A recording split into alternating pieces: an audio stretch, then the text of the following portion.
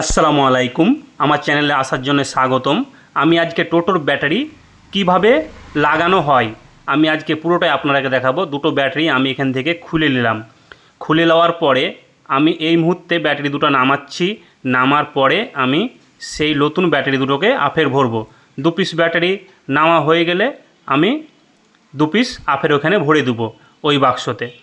কিন্তু ব্যাটারি বসার সময়তে বা খোলার সময় আপনাকে একটা জিনিস লক্ষ্য রাখতে হবে, মাইনাস প্লাস। তাই মাইনাস প্লাসটা দেখে আমরা যখন ব্যাটারি লাগাবো তখন অবশ্যই মাইনাস প্লাসটা দেখে লাগাবো। কারণ যদি আপনার একটু ভুল হয় তাহলে ব্যাটারির পোলটা উড়ে যেতে পারে এবং আপনার হাতের অবস্থাটা কঠিন খারাপ হতে পারে।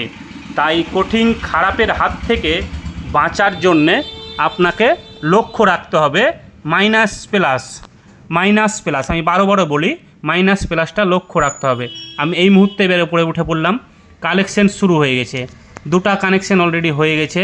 এই যে মাইনাস থেকে আমি প্লাসে দিয়ে দিলাম।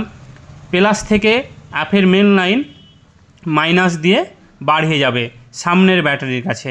তাই আপনারা যখন লাগাবেন ব্যাটারিগুলো ঠিক এইভাবে দেখে শুনে লাগাবেন।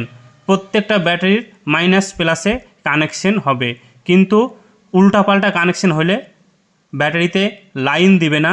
আর যদি অতিরিক্ত উল্টাপাল্টা হয় তাহলে কিন্তু ব্যাটারির পোল বা হাত উড়ে যাওয়ার সম্ভাবনা আছে। তাই আমরা লাগার সময় ওটা একটু দেখে শুনে আমরাকে লাগাইতে হবে। লাস্টে একটু ফায়ার হয়, এই ফায়ারটা হয়ে গেল, এটা হচ্ছে 48 ভোল্ট কানেকশন হয়ে গেল।